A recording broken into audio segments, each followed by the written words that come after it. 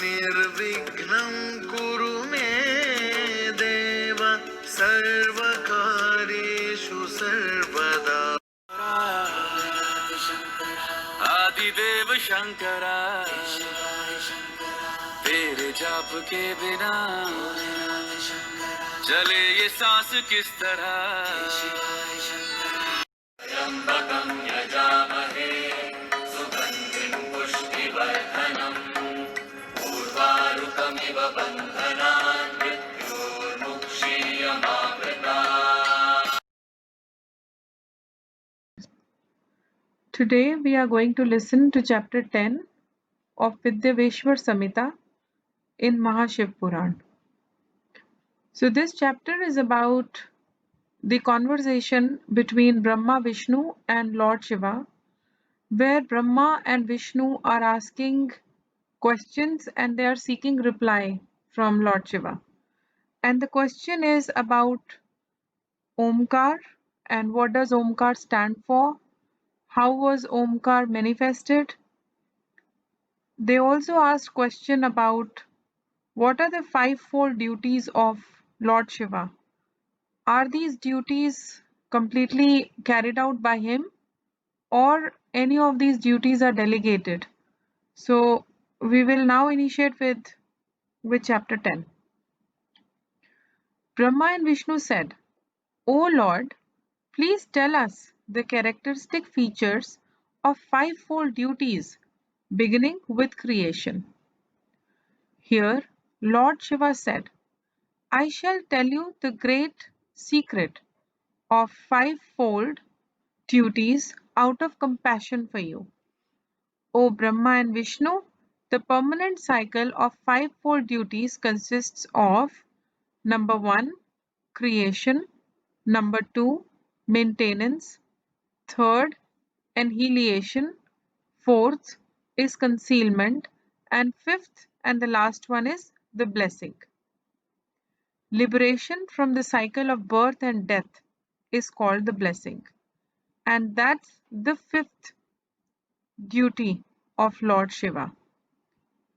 The first four activities which are concerned with evolution of the world, and the fifth one is the cause of salvation, that is liberation from life and death and from all miseries. Lord Shiva said that all these five duties constitute my prerogatives. These activities are observed in 5 elements by devotees. Let's hear what these 5 elements are.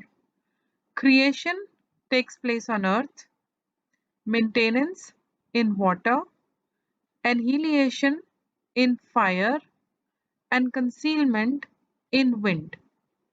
While anugraha, that is liberation, which means the blessed state, in the firmament. Everything is created by earth, everything flourishes by virtue of waters, everything is urged by the fire, everything is removed by wind, and everything is blessed by the firmament. Thus, intelligent men must know about these 5. In order to look after these 5-fold activities, Lord Shiva said that I have 5 faces, 4 in the 4 quarters and 5th in the middle. O sons, in view of your austerities, you too have received first 2 activities, which means Lord Shiva has delegated 2 duties, that is creation and maintenance, to Brahma and Vishnu. Similarly, the 2 other activities, that is annihilation and concealment, have been assigned to Rudra and Mahesh. However, the 5th one, which is anugraha, that is liberation, that is salvation, cannot be taken up by any other, and hence the duty of liberation is within the hands of Lord Shiva himself. All this previous arrangement has been forgotten by both of you due to lapse of time. Hence, Brahma and Vishnu, you started to fight each other and you completely forgot that you are really not the Lord of this universe. However, these duties were never forgotten by Rudra and Mahesh. O dear sons, your delusion was the result of your not meditating upon me. If you had retained my knowledge, you would have imbibed this false pride of being Mahesh yourself. Hence, hereafter, both of you shall start reciting the mantra Omkar. Therefore, Lord Shiva reminded them, it is just because you forgot to meditate upon my name, hence you had forgotten the duties that I had enshrined upon you. Otherwise, you would not have imbibed this false pride of being Mahesh yourself. Lord Shiva further stated that reciting mantra Omkar, it shall quell all the false pride as well. I have taught this great auspicious mantra. Omkar came out of my mouth. Originally, Omkar indicated me. So, it is an indicator and I am the indicated. This mantra is identical with me.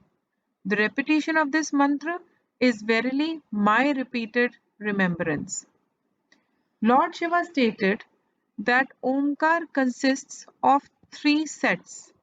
First is A, the second is U, and third is M, where A, it is the first syllable.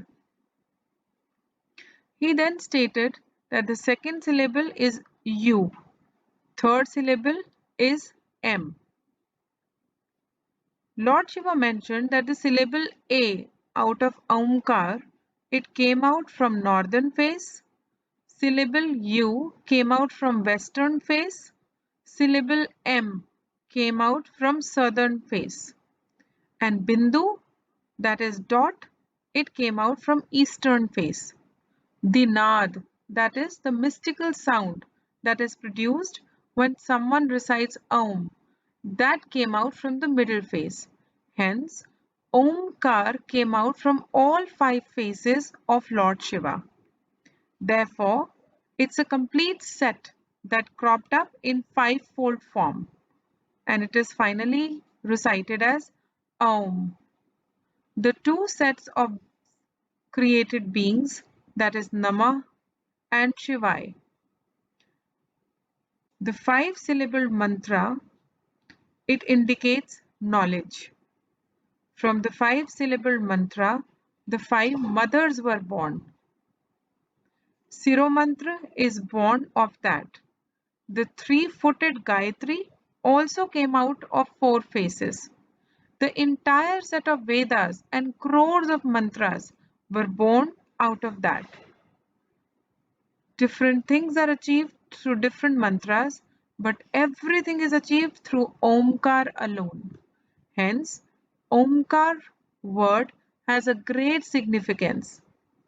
Multiple recitals of any other mantra as against Omkar itself may not grant all the blessings. However, mere Omkar has the entire power to grant blessings to a devotee. By this root mantra, the very enjoyment as well as salvation is achieved. Anyone who recites Omkar, it means the one is remembering Lord Shiva directly. And thereafter, Lord, in the company of his consort Ambika, assumed the role of preceptor for both of them. Lord Shiva screened them and placed his lotus-like hand on their heads as they faced the north and slowly taught them the great mantra. The two disciples received the mantra Omkar by repeating it thrice, along with requisite yantra and tantra. Thereafter, Brahma and Vishnu said, obeisance to you, Lord Shiva, obeisance to the Lord of everything. They felt very happy after hearing the secret about Omkar. Ishwar said, Lord Shiva said, O dear sons, the truthful extract of everything has been narrated to you with demonstration. You shall recite, as directed by the goddess, this Om mantra which is identical with me. Your knowledge shall be stabilized. Permanent fortune shall stand by you. The recital of this mantra at the time when the transit of sun is in the Ardhara sun is million-fold efficacious. He further stated that it is only up to the early part of the night and joined with another thereafter, it is also recommended.